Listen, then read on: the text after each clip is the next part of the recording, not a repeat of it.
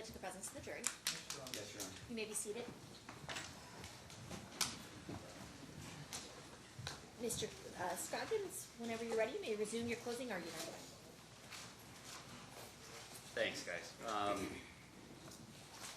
promise I'm going to try to get through this as quickly as I can. As I said earlier, this is my only chance to talk about this stuff with you guys, so please bear with me. This is very important that you fully hear everything about this case from both sides before we let you go and make your decision. I hope everyone can respect that. So now let's talk about the evidence, all right? Now, we'll start with reasonable doubt. And I'm going to try to use this thing. Ah, that's good. So the instruction on reasonable doubt. Reasonable doubt. The defendant is presumed innocent until the contrary is proved. This presumption places upon the state of the burden of proving beyond a reasonable doubt every element of the crime charge.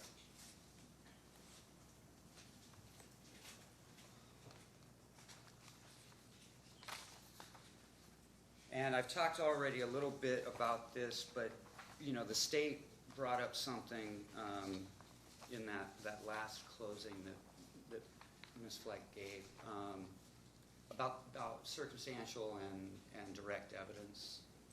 The thing about it raining outside, you know, if you go outside and everything's wet, then it's circumstantial evidence that it rained, right? But the way I try to look at that also is if it were raining outside when we came in here, and I asked you, is it raining outside now? You don't know. You could say it is because it was.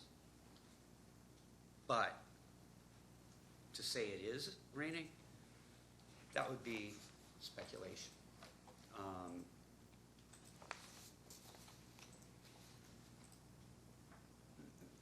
The evidence always has to be taken in favor of the defendant in a criminal case.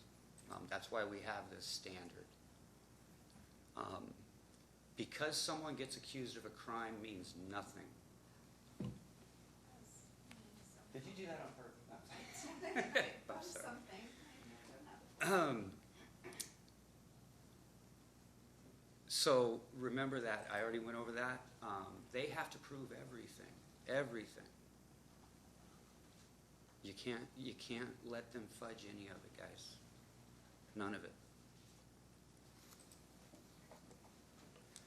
And unfortunately, throughout this case, the state has been trying to reverse this standard.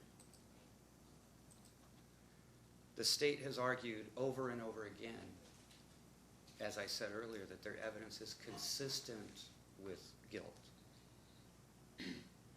And every time that we've asked a witness something that might be consistent with innocence, it's called speculation. I'm going to object at this point. The argument is argumentative and it misstates what happened in the course of the trial. It is argumentative. It's a closing argument.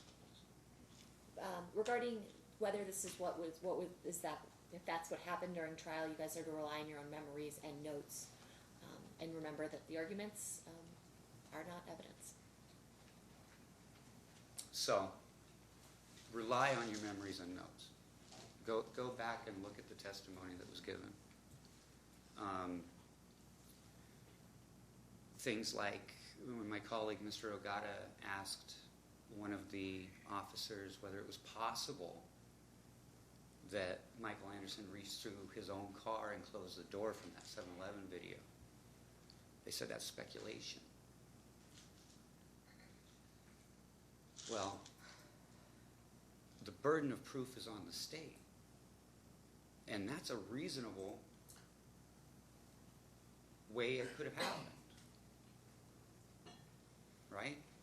So asking if something could be when you're on the defense side is a little bit different than trying to argue that something could be when you're on the prosecution side. It's a double standard. And object again, if we could just briefly approach on this. Yes.